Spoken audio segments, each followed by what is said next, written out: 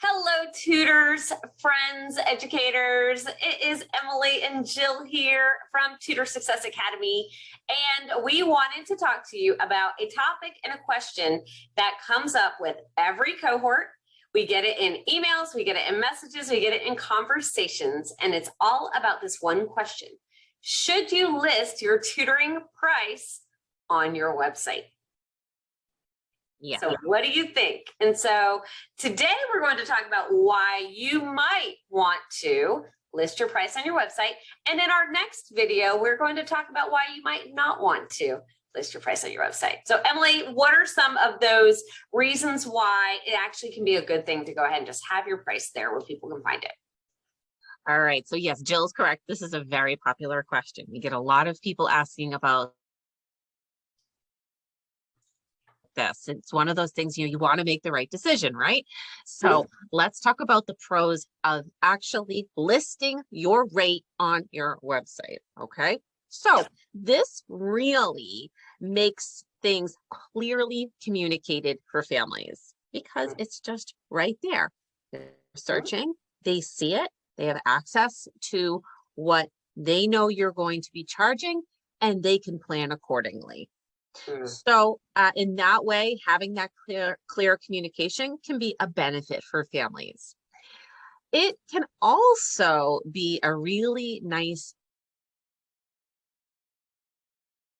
pathway because once the sometimes uncomfortable conversation, because sometimes it can feel like that, about talking about rates is alleviated, and there's just an easy flow into conversation about their child. What are their concerns? What are they looking for? What are some goals that they hope to achieve for their child with making better progress? So just easily opening up that conversation. Another pro that we find with listing your rate on your website is that things just become more streamlined. When parents are going online, and they see that rate right there, you have streamlined their search process. And because of that search process, they're able to just begin right away, make their decision, Right. And you can start your conversation with onboarding. That means any kind of consultation work you like to do with families, because we all like to do that, right? We have to have some good conversations, in-depth ones, before we begin working with a student. So all of that is sort of just streamlined so that you can begin working with that child very quickly. Right. Those are the pros. Right. So you might think, great, let's put our prices on there, done. But there are some cons to listing your prices on your website. And so we want to talk about those too, because when it comes to running a business, there is no one right way to do anything. Everything has pros, everything has cons, and you kind of have to try things out to see which method's going to work for you, right? So if you list your prices on your website, depending on what your prices are, it might lead a parent to stop right there and not take any further action. Because as human beings, a lot of times we think with our wallets, right? And so what that means is we see a price and we go, oh, no, I don't know about that. And then we don't even look any further. We see the price and we decide that that is not the price we're willing to pay. And we kind of just move on, and we don't do any other action to find out, is this service actually what my child needs?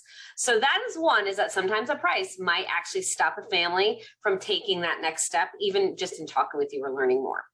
The other challenge in listing your price, again, especially if you have a more specialized service, is that sometimes a family might not understand the value of your services. So if you do charge more than, say, academic tutoring or homework help, maybe you have, again, those more specialized services, it is hard to communicate that value in the price of why your price is the way that it is, if families are only familiar with homework help prices, right? So if they think, oh, well, I already know this other tutor does this amount, they might not understand that they do a completely different kind of service than what you do.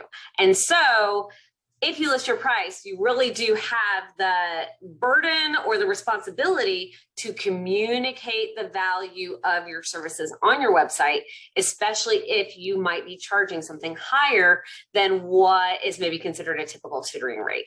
So those are the challenges you might have in listing your price on your website. And so you have to kind of decide, do the pros outweigh the cons? So only you can decide that by trying it out. And you might think that Emily and I, now that we've listed all that, that we think that that is, you absolutely have to list your price, but we actually don't list our prices. So you need to join us for the next video to talk about the pros and cons of not listing your rates on your website. So we are curious, if you have listed your rates on your website, how has that worked out for you? So leave a comment and let us know. Okay, guys. Bye. Bye.